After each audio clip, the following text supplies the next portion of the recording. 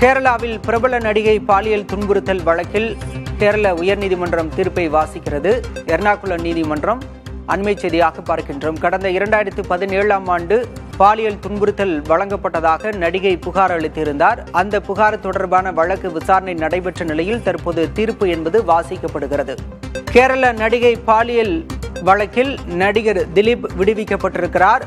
தற்போதைய செய்தியாக பார்க்கின்றோம். திலீப் உட்பட 12 பேர் மீது துணை குற்றப்பத்திரிகை தாக்கல் செய்யப்பட்ட நிலையில் தற்போது நடிகர் திலீப் விடுவிக்கப்பட்டிருக்கிறார். எர்ணாகுளம் நீதிமன்றம் இந்த தீர்ப்பை வழங்கியிருக்கிறது.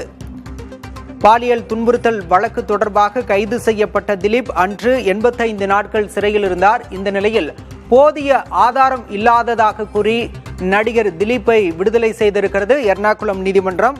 இந்த வழக்கில் சதி செய்ததாகவும் தாக்குதலை தூண்டியதாகவும் நடிகர் திலீப் கைது செய்யப்பட்டிருந்தார்.